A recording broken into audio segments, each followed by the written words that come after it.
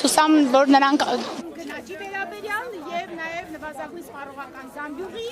եւ նվազագույն աշխատավարձի վերաբերյալ այս ներկայացումը մենք ունենանք 15:00-ի բնականաբար արմության անդամների հետ միասին ունենք նաեւ հյուրեր պատկան մարմիններից եւ օրեսդիր եւ գործադիր մարմիններից հուսամ որ նրանք թեպետ տոնական օրյա ոչ աշխատանքային բայց կգան ամեն դեպքում սա մեր կողմից ներդրում է քայլ թե ինչպիսին պիտի լինի մեր սպառողական զամբյուղը ինչպիսի մեխանիզմներով պիտի ձևավորվի նվազագույն աշխատավարձը Տեսեք ոչ ասացիք որ 2024 փաստորեն ավելի քան 600 հայտ է ստացել աշխատողների իրավունքների խախտման այո 655 ավելի ինչի որ իրավունքներն են ուրեմն ավելի շատ կամ քիչ ասելու չէ որովհետև խախտում են աշխատանքային օրենսդրությամբ սահմանված բոլոր իրավունքները բայց ավելի շատ խախտվում են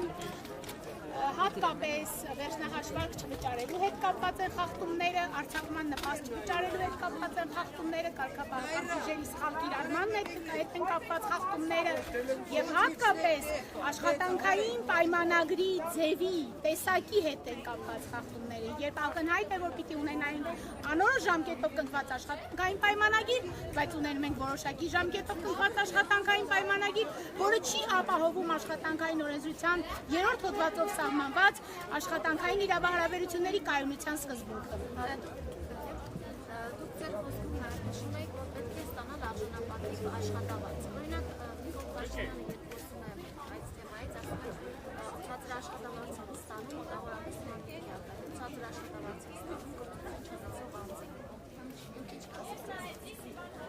Նախ ասեմ, որ ցածր կամ բարձր աշխատավարձ ասվածը բոլորովին էլ համեմատելու չէ, ինչ որտեղ, որովհետև մենք պետք է նայենք ոչ թե աշխատավարձը բարձր է թե ցածր, մենք պետք է նայենք թե արդյոք այդ աշխատավարձը գնաճին համապատասխանում է թե ոչ։ Դա է պատճառը, որ Հայաստանի Արմատների կոնֆեդերացիան խոսում է նվազագույն աշխատավարձի սահմանման մեխանիզմների համար։ Այսինքն, ում համար պիտի սահմանված լինի նվազագույն աշխատավարձը։ Քանի որ աշխատանքի միջազգային կազմակերպության կոնվենցիան նվազագույն աշխատավարձի սահմանման մասին հստակ սահմանում է, որ նվազագույն աշխատավարձ սահմանվում է այն աշխատողների համար, որոնց աշխատանքը կատարելու համար որոշակի մասնագիտական հմտություններ, բարձրագույն կրթություն անհրաժեշտ չէ, սրա մասին է խոսքը, բայց այսօր ունեցած նվազագույն աշխատավարձը բոլորս հասկանում ենք, որ բավարար չէ եւ համապատասխան չէ այսօրվա գնաճին, այսինքն այն ինֆլյացիային, որը մենք այսօր ունենք։ Այդ է պատճառը, որ Հայաստանի Արմատների կոնֆեդերացիան մշտապես կոչ է անում, պահանջում է, որպեսզի նվազագույն աշխատավարձը սահմանելիս ունենանք հստակ մեխանիզմներ, ում համար պիտի սահմանված լինի այդ նվազագույն, այսպես ձեր խոսքով ասած ցածր աշխատավարձը, այսինքն ում համար։ Այն մարդիկ, ովքեր այսօր Հայաստանի Հանրապետության պարագայում, քանի որ սահմանված մեխանիզմներ չկան նվազագույն աշխատավարձի ձևավորման, նվազագույն աշխատավարձ կարող է ստանալ թե բժիշկը, թե մաքրուհին, թե պրոֆեսորը, թե ուսուցիչը եւ թե մատուցողը, քանի որ մենք չունենք տարանջատում, ում համար պետք է լինի նվազագույն աշխատավարձը, այսինքն թեպետ մենք վավերացրել ենք աշխատանքի միջազգային կազմակերպության նվազագույն աշխատավարձի սահմանման մասին կոնվենցիան, բայց մեր օրենսդրության մեջ դա չենք իմպլեմենտացրել։ Տեսեք, դուք ասում եք նվազագույն աշխատավարձը 100,000 ոչ պակաս քան 100,000 դրամ եւ կոչով պահանջով կառավարությանը դիմել եք կլսի կառավարությունը ձեր այս կոչը։ Ցանկացած կառավարության հետ արմություններն աշխատում են որպես սոցիալական գործընկերոջ։ Եվ այդ սոցիալական գործընկերության մշակույթը կայացնելու առաջին հիմնաքարերը դրվել են դեռևս 2009 թվականին։ Այսօր էլ մենք աշխատում ենք եռակողմ հարթակում։ Եռակողմ հանձնաժողովը հուսամ շուտով կգործարկվի, քանի որ ունենանք եռակողմ կնքված հանրապետական կոլեկտիվ պայմանագիր։ Եվ սա է այն հարթակը, որտեղ որ պիտի աշխատենք սրանով։ Ամենօրյա աշխատանք է։ Սա չի նշանակում, որ վաղը լինելու է այդ ոչ պակաս քան 100,000-ը, պարզ է, որ այդպես չի լինելու, բայց յուրաքանչյուր օր դրա համար պետք է աշխատել։ Կաթիլը քար է ցապում, ամեն օր է պետք է աշխատել դրա մասին, չի կարելի միայն մայիսի 1-ին խոսել դրա մասին, չի կարելի միայն հոկտեմբերի 7-ին խոսել դրա մասին։ Հայաստանի Արմատների կոնֆեդերացիան բոլոր հանդիպումներին է դրա մասին խոսում, ամեն օր է դրա մասին ասում։ Օրինակ, Գիտությունների ազգային ակադեմիայի գիտնականները նվազագույն աշխատավարձ են ստանում կամ դրանից պակաս։ Ազգային ժողովի պատգամավորները այսօրվա իրականության մեջ ինչպես կարող եք զուգահեռ անցկացնել, հա, որքան այս Կարծեմ արդեն նախորդ հարցի պատասխանը դրան տրվեց, որովհետև քանի դեռ մենք չունենք նվազագույն աշխատավարձի սահմանման մեխանիզմ, քանի դեռ մենք չունենք թե ում համար պիտի լինի այդ նվազագույն կամ ձեր ասած ցածր աշխատավարձը, մենք ունենալու ենք այս իրավիճակը, որովհետև գործատուի կամ արտահայտությունից է կախված, թե ինքը ինչքան աշխատավարձ կվճարի աշխատողին։ Բոլոր այն դեպքերում օրենքը որպեսզի ավելի շատ աշխատավարձ տա պատգամավորներին, նախարարներին աշխատավարձներ սահմանվեցի պատգամավորների համար։ 250,000 դրամ պարգևավճար են տալիս, որպեսզի գնան շրջային խոսքով։ Այս ամենը հնարավոր է իրականացնել, բայց օրինակ գիտնականների աշխատավարձը հնարավոր չէ բարձրացնել։ Ցանկացած պարագայում ցանկացած աշխատավարձ հնարավոր է բարձրացնել, դրա համար պետք է ամեն օր պայքարել։ Ասածս նա է, որ երբ մենք ունենանք նվազագույն աշխատավարձի սահմանման մեխանիզմներ, բնականաբար այլևս գիտնականը ուսուցիչը չի կարող ունենալ նվազագույն աշխատավարձ։ Բոլոր այն դեպքերում, երբ նվազագույն աշխատավարձից ցածր աշխատավարձ է վճարվում, ինչպես դուք եք ասում, դա բնականաբար նվազագույն աշխատավարձի մասի խախտումն է։ Որպեսզի օրինակ գիտնականը քաղաքական կամք ընդամենը, որովհետև այդպիսի կամք դրսևորվել է եւ պատգամավորները ստանում են 700,000 դրամից ավել աշխատավարձ, նախարարները միլիոնից ավել աշխատավարձ։ Այդպիսի կամք դրսևորվել է եւ իրենք ստանում են։ Բայց ինչու՞ չի դրսևորվում գիտնականների պարագայում։ Գիտնականների պարագայում էլ այդ կամքը դրսևորելու համար պարտադիր է պահանջել։ Բոլոր այն դեպքերում, երբ մենք համակերպում ենք մեր ունեցած իրադրության հետ, մենք ունենում ենք այն, ինչ որ ունենք։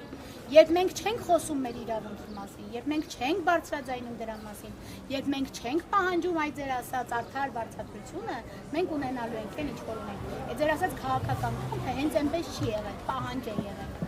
Ձեր երեխան երբ չի ասում սոված եմ, դուք րոպեն մեկ իրան հաց չեք տալիս։ Այսինքն այդ կամքը, այդ պահանջը պետք է ամեն օր ձևավորել ու բարձրաձայնել, պետք է ասել դրա մասին։ Ինչի նպատակը նաև այսօր էր երթին ժամանակ, որովհետև մենք պահանջում ենք արդար վարձատրություն։ Մենք պահանջում ենք արժանապատիվ վարձատրություն, որը որ պիտի բավարար լինի ցանկացած աշխատողին ապահովելու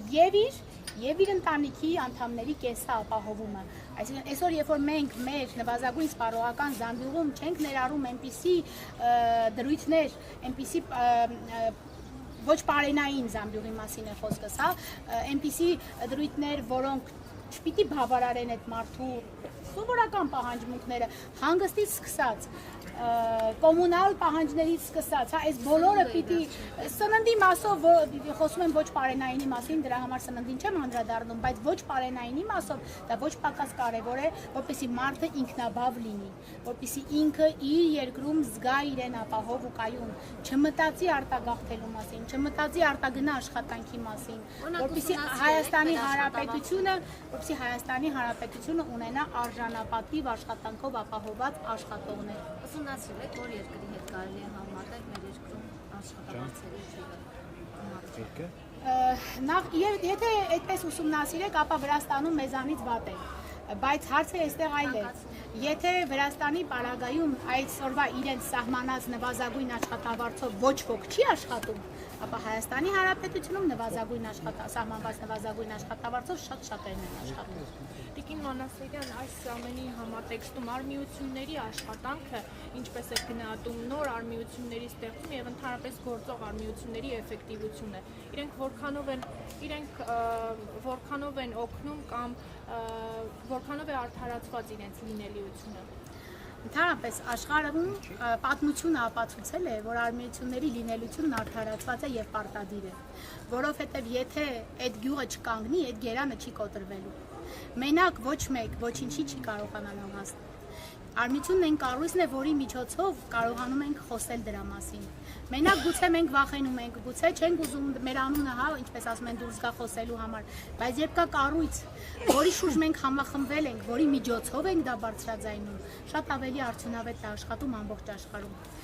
Ես բոլորին միշտ մշտապես հորդորում եմ սկզբնական կազմակերպություններում հատկապես, որովհետև աշխատող մարդը առաջին հերթին հանդիպում է սկզբնական կառույցի արմիության նախագահին կամ արմիության անդամներին։ Հենց այնտեղ է պետք առողջ արմիություն ունենալ։ Հենց այնտեղ է պետք մտածել ես բոլորի մասին, որpիսի հետագայում նաև եթե գա հասնի Հայաստանի Ազգային կոնֆեդերացիայի մասով, կոնֆեդերացիան կարողանա պետությանը եւ գործատուների միություններին ներկայացնել բոլորի պահանջը։